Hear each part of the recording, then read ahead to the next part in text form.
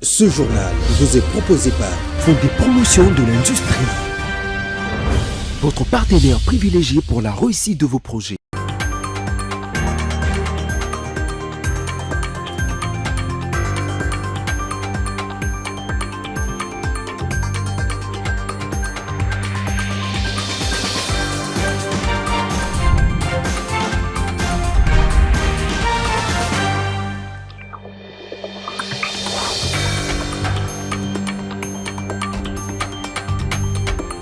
Bonsoir mesdames, bonsoir messieurs et bienvenue dans cette édition du journal.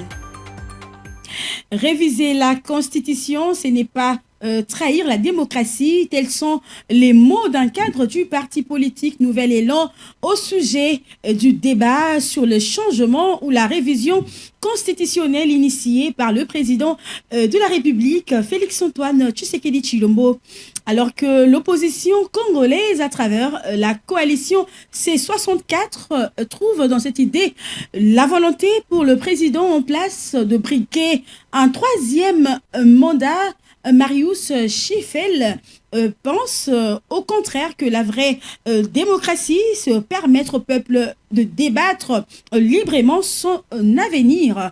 Il précise par ailleurs que l'actuelle loi mère présente quelques faiblesses qui nécessitent la retouche. Marius Chifele a été joint au téléphone par Cédric Vachala.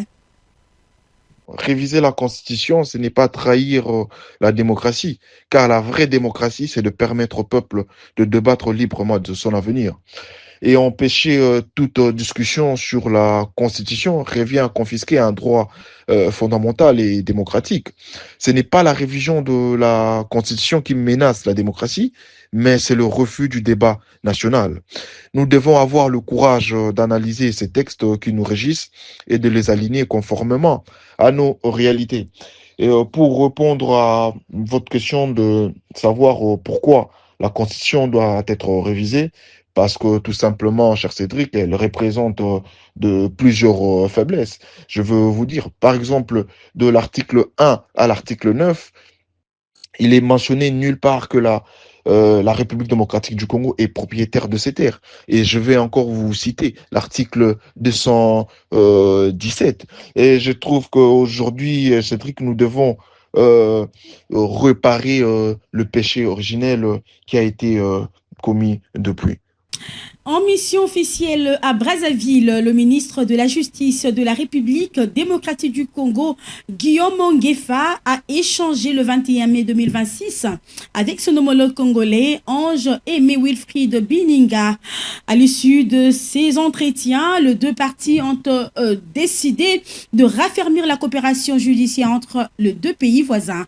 Lors de discussions, les ministres ont passé en revue les dispositifs déjà en vigueur et ont exploré de nouvelles pistes de collaboration dans le domaine du droit et de la justice. L'accent a été mis sur la meilleure harmonisation des actions communes afin de renforcer la fluidité et l'efficacité de la coopération. Reportage La Fontaine Cabana. Les deux délégations ont également procédé à une évaluation de l'accord de coopération judiciaire signé en 1978. Cette analyse a tenu compte des évolutions récentes de la législation nationale de deux États ainsi que des engagements internationaux ratifié par la République démocratique du Congo et la République du Congo. Par ailleurs, la question de l'entraide judiciaire a occupé une place centrale dans les échanges. Le ministre ont convaincu d'œuvrer à la simplification de procédures et à l'amélioration de l'efficacité de mécanismes de coopération en matière pénale en réponse aux exigences actuelles. Les discussions ont enfin porté sur le nouveau défi posé par la criminalité transnationale organisée, notamment la cybercriminalité, les infractions liées à l'intelligence artificielle, les blanchiments d'argent et la lutte contre l'impunité. Ces menaces ont été identifiées comme des enjeux nécessitant une réponse concertée et coordonnée. Et puis autre chose, à présent, le président de la République, Félix-Antoine Tshisekedi Tshilombo, a présidé le jeudi 21 mai à la Cité de l'Union africaine un conseil de ministres extraordinaire axé notamment sur les questions budgétaires, sécuritaires et administratives. La Fontaine Cabana qui revient encore une fois de plus. Au cours de cette session, les membres du gouvernement ont procédé à une évaluation approfondie de la situation sécuritaire en République démocratique du Congo, en particulier dans l'est du pays, où persistant de menaces de groupes armés. Le gouvernement a réaffirmé sa détermination à renforcer les capacités opérationnelles de forces de défense et de sécurité tout en veillant à préserver l'intégrité territoriale de la nation. Le Conseil a également examiné des mécanismes visant à améliorer la réponse logistique et stratégique aux besoins de forces armées. Les échanges ont porté sur l'augmentation de capacités d'intervention, le développement du renseignement ainsi que le soutien aux militaires engagés sur les différents fronts. Par ailleurs, le Conseil de ministres a insisté sur l'importance d'assurer une meilleure exécution de dépenses publiques afin de garantir la cohérence et l'efficacité de l'action gouvernementale. Les membres du gouvernement ont invité à renforcer la discipline budgétaire, à orienter davantage les efforts vers les investissements impact direct sur l'amélioration des conditions de vie de la population. Enfin, le gouvernement a réaffirmé sa volonté de poursuivre le projet d'infrastructure, la modernisation des administrations publiques et la mise en œuvre de programmes sociaux s'inscrit dans ses priorités. Le chef de l'État a souligné à cet effet la nécessité d'une coordination efficace entre le service concernés pour répondre de manière plus efficiente aux défis sécuritaires actuels. Et après plusieurs années de patrouilles financières qui ont permis de débusquer des irrégularités, l'inspection générale de finances estime qu'il est temps de franchir un cap. L'objectif désormais, un contrôle permanent en temps réel et analytique pour suivre à la trace la cohérence et la performance de la gestion publique. Christophe Bitassimo, chef de service de l'inspection générale de finances, explique les enjeux de cette mutation.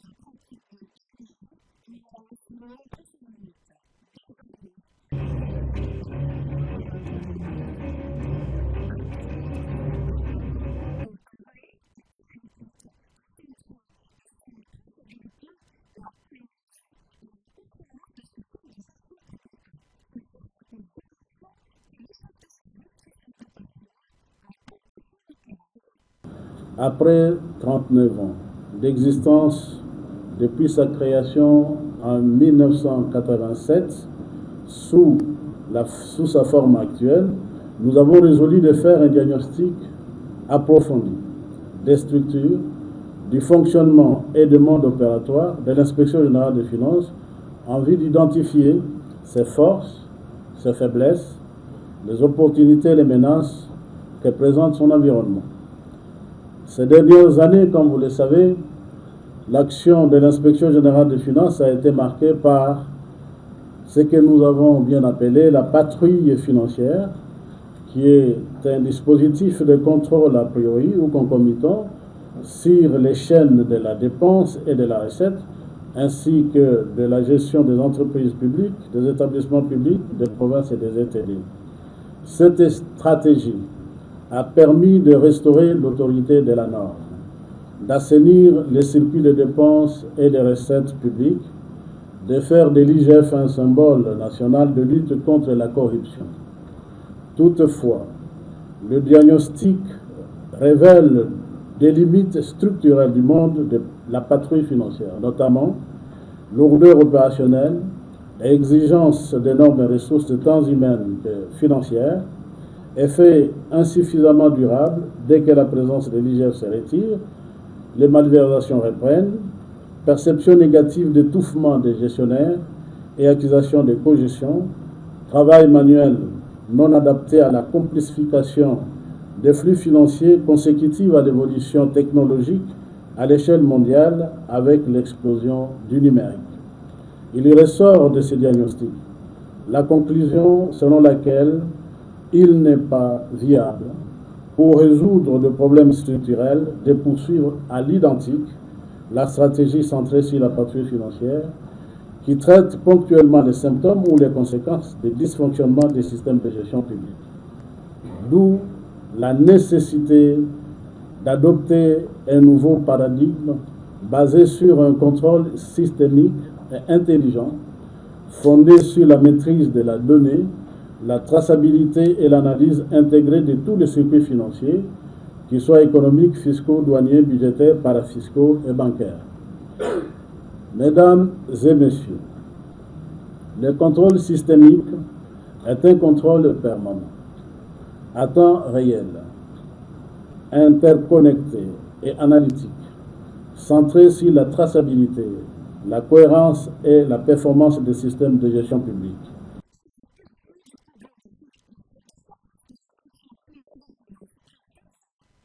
Le coût global de cette transformation est estimé à 39 millions de dollars américains, soit une moyenne annuelle de 13 millions de dollars.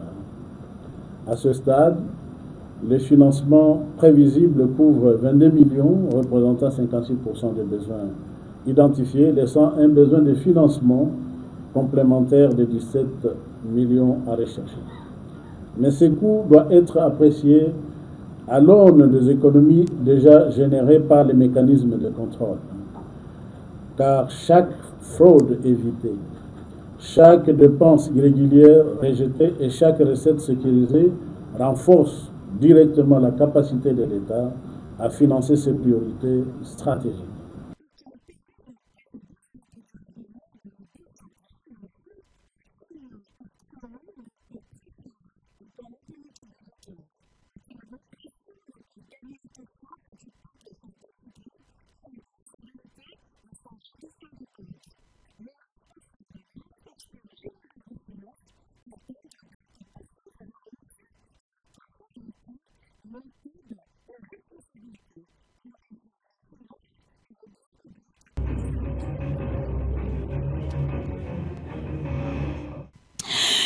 Et restons toujours à l'inspection générale de finances où il y a eu face à face tendu mais constructif entre l'inspection générale de finances et la presse. L'inspecteur général de finances a été clair et concis. Chaque question a eu sa réponse. Parmi les journalistes présents, Anissé Yomboranyama, patron d'Apple Télévision et précurseur de la praxis stoïcienne, a interpellé l'IGF sur le rôle du contrôle systémique face à l'insalubrité aux hôpitaux et aux routes abandonnées. Quels ont été les résultats de cet échange? On écoute tout de suite l'extrait choisi par Bakir Bay, le rêve. Monsieur Anissé, que j'appelle toujours Yomborama. Je ne sais pas si voilà, il m'a toujours autorisé que je prononce ça comme ça. D'ailleurs, je m'arrête à Yombo, n'est-ce pas?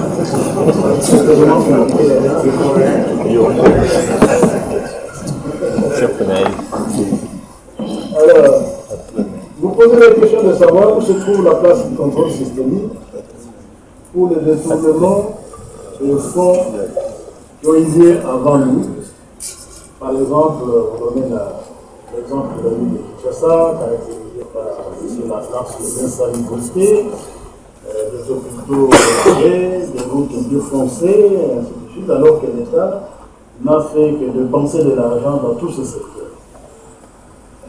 Oui, je pense que dans ce domaine, nous avons, l'inspection générale des finances a toujours contrôlé ces secteurs, notamment la ville de Kinshasa dans sa gestion, mais aussi toutes les dépenses faites dans le domaine des infrastructures.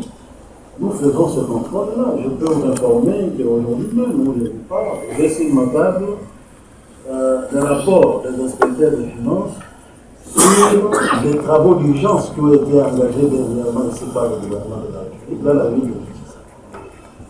Donc nous contrôlons de façon permanente toutes ces dépenses et nous faisons rapport. Donc on n'a jamais laissé ces choses se passer sans qu'il y ait de rapport. Et nous avons établi effectivement beaucoup de manquements que nous portons aux autorités compétentes. Et puis, parlons autre chose, la réhabilitation de la voirie urbaine de Guéména dans les Sud-Ubangui au cœur d'un malentendu et d'une campagne de déstabilisation. L'entreprise de construction et de génie civil Cercas sort des silences face à cette qu'elle appelle des intox qui circulent sur les réseaux sociaux. La direction a convoqué la presse dans les entrepôts de l'OCTP ex-ONATRA pour une visite guidée du site et une mise au point sans détour. Cercas rappelle ses 30 ans d'expérience et de réhabilitation sur le terrain. Son message est clair, qu'on se le dise, la jalousie ne construit pas une nation. On vous donne les détails de ces tête-à-tête avec la presse en visite guidée dans cet élément que nous propose Baker by le Rêve et Grâce Kapinga. Preuve à l'appui, Imo Cercas sort du silence. Sous la direction de son PDG, Cercas Kassanda Lusamba, l'entreprise veut fixer l'opinion nationale et provinciale. La raison, une campagne de diabolisation orchestrée sur les réseaux sociaux. Des individus, selon elle, instrumentalisés et mal intentionnés, qui tentent de salir son image en parlant des lenteurs et de mauvaise qualité des travaux sur la voirie urbaine de Guéména, chef-lieu du Sud-Ubangui. Face à ces accusations, Maître Richard Mukendi, avocat, conseil et représentant légal du PDG, met les choses au clair. Dès que l'État règle les factures en souffrance, les équipements partent immédiatement pour Guéména. Et une fois les matériels sur place, l'asphaltage pourrait être bouclé en quelques mois. Les messages sont clairs. Imo Cercas reste engagé aux côtés de la population pour moderniser la ville. L'entreprise promet des infrastructures durables, modernes, conformes aux standards techniques. La société Imo Cercas, c'est une société d'un digne fils de ce pays qui s'est activée dès le début de ce projet corps et âme pour sa matérialisation. Parce que lui-même, on le rappelle, il a ses origines dans la province du Sud-Ubangui. Et aujourd'hui, M. Serge Kassanda Lusamba vous dit qu'il a à ce frais, quand je dis à ce frais, ça voudrait dire par rapport à ce qu'on attendait de l'État congolais, nous avons pratiquement eu une avance, une longueur d'avance par rapport à ce que nous avons mobilisé comme matériel. Donc aujourd'hui, je peux rassurer à la population de Guéména, au regard de tout ce que vous avez vu, qu'ici à Kinshasa, nous avons déjà tous les équipements complets pour la réhabilitation de la route. Et pour finir, un avertissement à l'adresse de la population n'est pas cédé au discours des loups déguisés en agneaux. On écoute maintenant l'intervention de Maître Richard Mukendi. Premièrement, c'est rassurer à la population, au regard de tout ce que vous avez vu, que la population de Guéména se tranquillise, qu'elle ne puisse pas prêter oreille aux semeurs de troubles, à ces langues mal intentionnées qui n'ont que pour objectif de salir.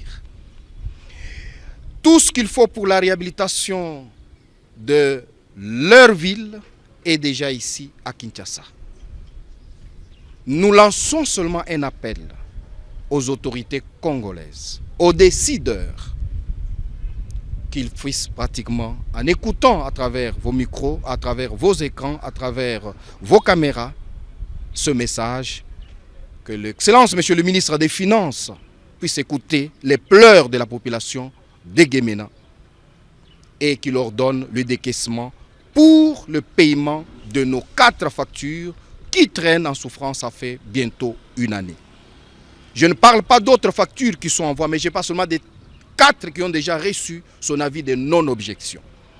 Qu'ils puissent ordonner le paiement. Et dès que tous ces équipements ainsi que tout ce qui reste sont évacués vers Guémena, nous rassurons la population que dans 4 à 5 mois, tous les 10 km auront leur macadam.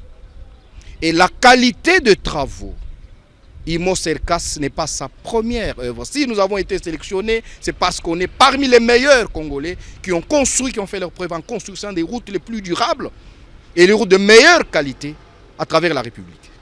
Vous allez à Kolwezi, tous les alentours du palais présidentiel, ceux qui ont construit ces routes, qui sont admirés de tous, c'est Imo Cercas. Mais le souci, c'était quoi? Donner à la République, donner à la population de Guémena, parvenir à matérialiser la vision, la promesse faite à cette population qui, pendant que la ville existe, n'a jamais eu les routes asphaltées. C'était la promesse de Fachi lors de la campagne électorale et nous incarnons cette charge pour matérialiser cette vision. Voilà pourquoi M. Serge Kassanda n'a pas voulu attendre les moyens de l'État pour avancer. Nous avons avancé, mais là, on est au bout. Excellence, Monsieur le ministre, nous sommes au bout. Faites quelque chose pour que tous ces matériels arrivent à Guémena et que la vision du chef de l'État, la promesse faite à la population de Guémena par le président de la République puisse se matérialiser d'ici 4 mois, nous avons dit. Et en conclusion, l'entreprise adresse un message direct au ministre des Finances. Financement de reste de travaux, conditions sine qua non. Et restons toujours dans Cercas après l'activité, un communiqué signé par la direction rendu public. Dans ce communiqué de presse rendu public mercredi 20 mai et signé par son gérant statutaire, Serge Kassanda Lusamba, l'entreprise IMO Cercas s'oppose à la campagne de diabolisation orchestrée sur les réseaux sociaux par des personnes mal intentionnées au sujet des travaux prétendument de mauvaise qualité exécutés à Guémena, dans le sud de Bangui. Dans ce document, IMO Cercas indique que les travaux sont exécutés conformément au cahier de charges dans le strict respect de l'art et sous le contrôle des missions compétentes. IMO Cercas prie à cet égard toute personne désireuse d'obtenir des informations fiables sur l'évolution de l'ouvrage de passer à son siège. IMO Cercas brandit pour ce faire son expérience et sa capacité technique reconnue. Forte de cette expérience et de cette expertise, IMO Cercas rassure la population de Guémena qu'elle bénéficiera des routes modernes répondant aux normes. Cependant, IMO Cercas reconnaît qu'il existe effectivement un retard dans l'exécution des travaux et que ce retard n'est nullement imputable à la société qui souffre elle-même énormément de cette situation, cause important préjudice financier et contribue également aux frustrations légitimes de la population bénéficiaire. Depuis près d'une année, l'entreprise finance les travaux sur terrain avec ses propres ressources et a même contracté des crédits bancaires à des taux d'intérêt extrêmement élevés afin d'éviter l'arrêt du chantier. Et dans un discours direct adressé aux puissants et à tous ceux qui s'y croient indispensables, M. Aniseyo Mouranyama mobilise le stoïcisme et la citation de De Gaulle pour rappeler une vérité simple. Personne n'est irremplaçable. Les précurseurs de la praxis stoïcienne invitent à bannir le mépris et les antivaleurs pour cultiver l'humilité, car la vie est éphémère et le monde continuera sans nous. On l'écoute dans cet extrait choisi par Jossali Boula et Hilaire Tombalibé. Aujourd'hui, je m'adresse à tous ceux qui ont l'habitude de mépriser les gens. Je m'adresse à vous qui avez l'impérium ou le pouvoir ici en Afrique ou partout ailleurs à travers le monde. Je m'adresse à vous qui pensez être autosuffisants. Bref, je m'adresse à vous qui pensez être indispensables ou irremplaçables dans ce monde. Cette vidéo va briser l'ignorance. Le stoïcisme a pour béquille les vertus universelles qui promeuvent le bonheur ou l'équanimité. C'est quoi l'équanimité? L'équanimité c'est la paix intérieure, c'est la sérénité. Si vous lisez la Bible dans Osée chapitre 4 verset 6, il est clairement dit que mon peuple périt faute de connaissances. Asseyez-vous confortablement pour m'écouter avec lucidité et enthousiasme. Soyez très attentifs, car ce que je vais dire dans cette vidéo va provoquer en vous une vive émotion. J'ai préparé cette vidéo pour vous encourager à rompre avec les antivaleurs et à vous délester définitivement du superflu. Avant toute cogitation, je vous invite à intérioriser cette citation très célèbre attribuée au fondateur qui est en même temps le tout premier président de la 5e République française. Je parle bel et bien de Charles de Gaulle, qui disait ceci: « Les cimetières du monde sont pleins d'hommes indispensables. » Cette citation a une variante plus connue, attribuée au journaliste et homme d'État français Georges Clemenceau, qui disait ceci, je cite, et ça c'est très pertinent: « Les cimetières sont pleins de gens irremplaçables, mais qui ont tous été remplacés. » Fin de citation. Qu'est-ce que cela veut dire exactement? La réponse est très simple et c'est maintenant que nous commençons à briser l'ignorance. Personne n'est véritablement irremplaçable dans ce monde, quelle que soit son importance. Nul n'est indispensable dans ce monde, j'insiste, car nombreux parmi ceux qui pensaient être indispensables sont dans des cimetières ou dans des crématoriums, faisant allusion ici à l'incinération des corps dans certaines cultures. Certains orgueilleux ont vu leur corps être consommés dans une mer ou dans un océan par des poissons après naufrage. D'autres encore ont vu leur chair pourrir dans le désert après le crash d'un avion. Oh la vie, vanité de vanité. La vie, c'est de la putréfaction. D'ici 2130, par exemple, nous serons tous morts. En tout cas, toute cette génération aura disparu. Nos maisons seront habitées par d'autres qui ne sauront même pas qui nous étions. Ça fait mal, n'est-ce pas? C'est ça la praxis stoïcienne. Nous allons cogiter aujourd'hui. Qui vous a dit que vous êtes indispensable ou irremplaçable dans ce monde? Qui vous a dit ça? Après votre disparition, votre épouse ou votre époux pourra vous remplacer.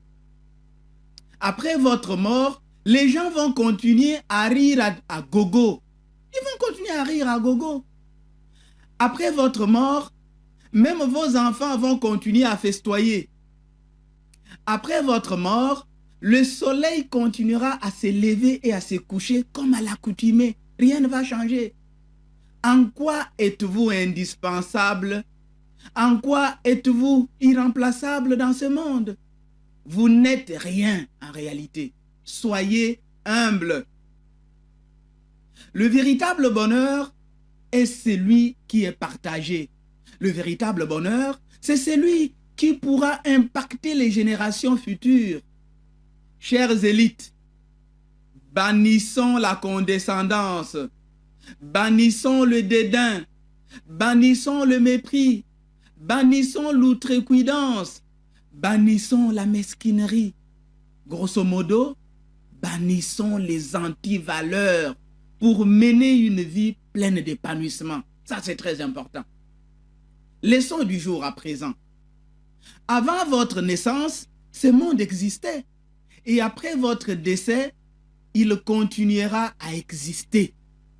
Nous les humains, nous sommes une simple vapeur. Cette belle métaphore fait allusion au caractère éphémère, fragile et sans consistance durable de l'existence humaine. Et alors, pourquoi mépriser les autres? Pourquoi oser un seul instant croire qu'on est indispensable ou irremplaçable? C'est faux.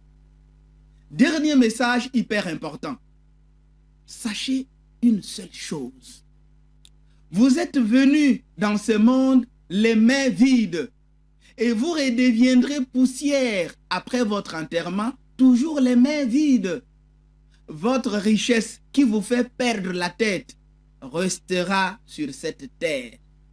Oh, quelle est captivante la leçon d'aujourd'hui. Je suis M. Anissé Yomboranyama, précurseur de la praxis stoïcienne. Toute ma gratitude. Au revoir. Et puis en bref, les supporters congolais ne pourront pas accompagner les Léopards aux États-Unis à cause de l'épidémie d'Ebola. En République démocratique du Congo, le CDC américain interdit l'entrée à tout voyageur y ayant séjourné dans le 21 derniers jours. La FECOFA a annulé les stages prévus à Kinshasa et délocalisé la préparation en Belgique le 21 mai 2026. Malgré ces restrictions, la FIFA et les autorités américaines ont accordé une dérogation à la délégation congolaise pour participer normalement au Mondial 2026. Et restons toujours dans le même ordre d'idées. La 17e épidémie d'Ebola en RDC continue de progresser dans l'Ituri. Le bilan officiel fait état de 681 cas suspects et 165 décès suspects. Et pour 52 cas confirmés, 48 en Ituri, 3 au Nord Kivu et un premier cas enregistré au Sud Kivu. L'épicentre reste Bunia et les zones minières de Mongwalu, Rwapara et Nyarkoundé. La riposte a été perturbée hier à Rwampara par l'incendie de 2 tentes du centre de traitement à Lima après la mort d'un patient dont la famille contestait le diagnostic Ebola. 6 patients ont été transférés à l'hôpital. Les autorités dénoncent la désinformation comme principal frein. La riposte s'organise en hubs décentralisés, mais elle est compliquée par le manque de vaccins et de traitements contre la souche Bindibungyo.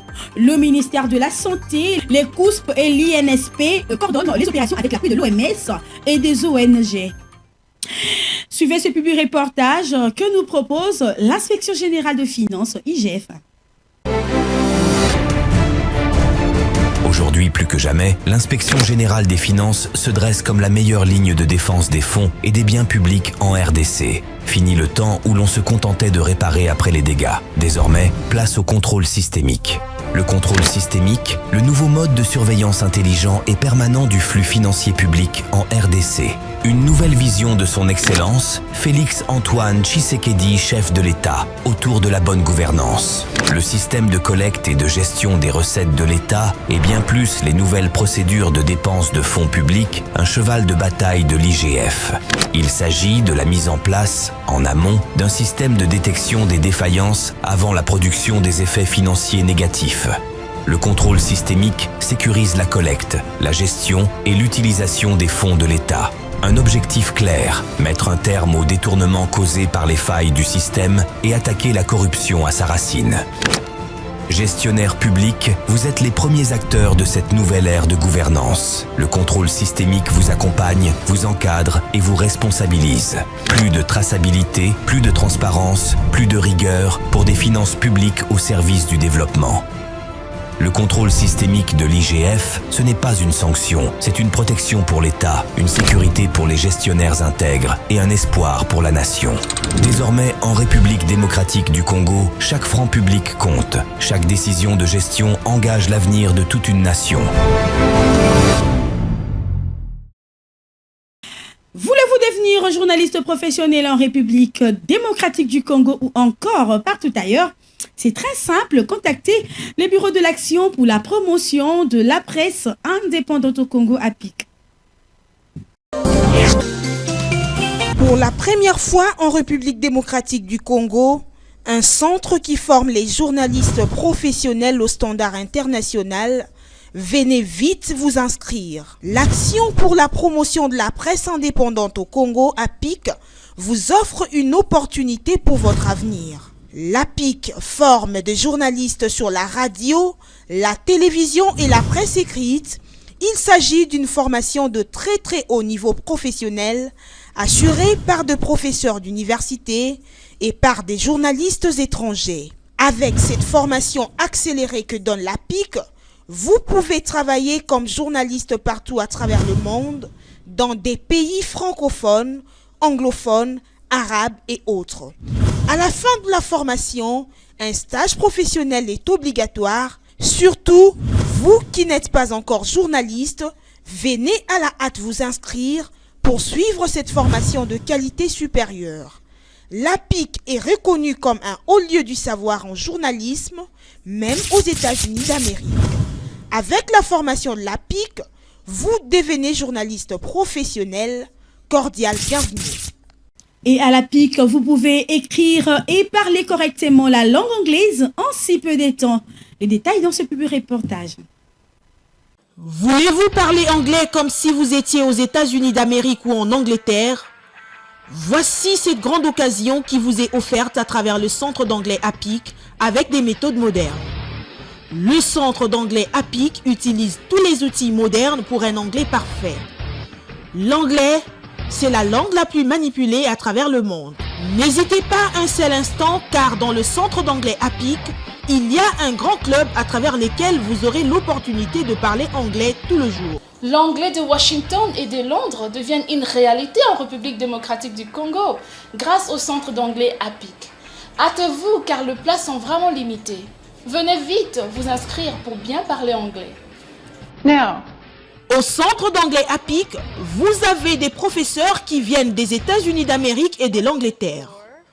Parler anglais, c'est garantir votre vie et celle de vos enfants. N'ayez pas peur car le Centre d'anglais APIC assure une formation de très haut niveau. Refuser d'apprendre l'anglais, c'est refuser même de vivre. My last name is Stone. Ok. Si vous ne parlez pas anglais dans le monde actuel, vous êtes presque un analphabète, s'il vous plaît. Venez vite vous inscrire dans le Centre anglais APIC. Vous allez parler anglais dans quelques mois seulement. What are you going to do tomorrow? I'm going to go play volleyball at the beach. Vous êtes docteur d'État, doctorant, licencié, gradué, diplômé d'État. Venez apprendre l'anglais des affaires au Centre d'anglais APIC. L'anglais, c'est votre passeport pour les voyages à travers le monde. Ne pas parler anglais aujourd'hui, c'est devenir sourd-muet, surtout lorsqu'on voyage. Venez vite vous inscrire pour parler anglais. Ne pas s'inscrire au Centre d'anglais APIC, c'est creuser sa propre tombe. Ne pas parler anglais aujourd'hui, c'est vivre son souffle de vie, un peu comme une voiture sans carburant. Venez vous inscrire au Centre d'anglais APIC. N'ayez pas honte d'apprendre l'anglais, quel que soit votre âge. Ne pas parler anglais dans le monde actuel, c'est comme si vous n'existez même pas. Venez vous inscrire au Centre d'anglais APIC et vous ne serez plus complexé devant ceux qui parlent anglais. Vous serez l'homme le plus heureux du monde en parlant anglais. Ne pas parler anglais, c'est vivre en enfer. Si vous voulez vous exprimer correctement en anglais, rejoignez-nous dans le Centre d'anglais APIC right here and right now. Pour plus de détails, contactez-nous au numéro suivant.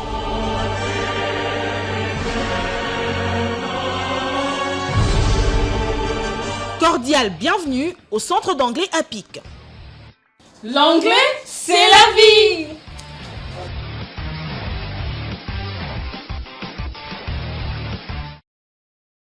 C'en est fini pour cette édition du journal que j'ai eu l'honneur de vous présenter, mesdames et messieurs. On se revoit à la prochaine et surtout, restez branchés sur APIC Télévision, l'image insoupçonnée de la RDC.